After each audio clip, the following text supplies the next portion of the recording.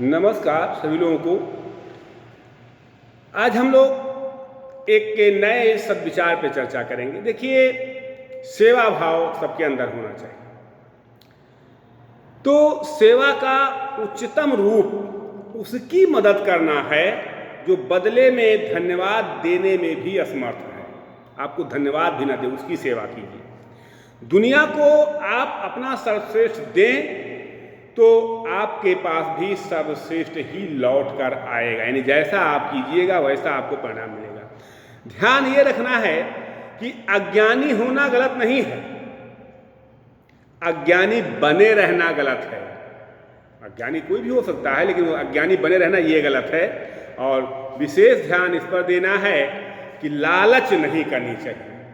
लालच वह अवगुण है जो प्रत्येक दिन तब तक बढ़ता जाता है जब तक इंसान का पतन नहीं हो जाता है। और अहंकार वह स्थिति है जिसमें मनुष्य अपने मूल कर्तव्यों को भूलकर विनाश की ओर बढ़ता है। इसलिए हमेशा अहंकार से बचना चाहिए, लालच से बचना चाहिए। और कार्य करने से पहले सोचना अक्लमंदी है, करते हुए सोचना सावधानी है, और करने के बाद सोचना मूर्खता है। इस चीज़ को हमें ध्यान में रखना होगा।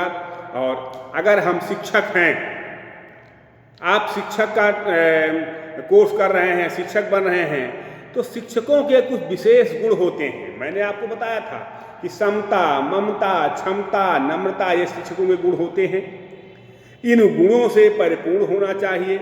उसके साथ ही साथ उच्च प्रभावशाली व्यक्तित्व होना चाहिए, विषय का विशेषज्ञ होना चाहिए, मानव को परखने की क्षमता होनी चाहिए, लोकतांत्रिक सिद्धांतों में विश्वास करने वाला होना चाहिए, और छात्रों से स्नेह करने वाला, छात्रों से प्रेम करने वाला होना चाहिए। एक कुशल अध्यापक, एक समर्थ अध्यापक, एक योग्य अध्यापक अपनी संपत्ति और धर्म से अधिक प्रेम अपने छात्रों से करता है, अपने कर्तव्यों से करता है, अपने कार्यों से करता है। अगर हम इस कार्यों को बेहतर ढंग से करते हैं तो हम एक समर्थ अध्यापक हैं, एक कुशल अध्यापक हैं, एक योग्य अध्यापक हैं। और आज हमारे देश को योग्य अध्यापकों की आवश्यकता है।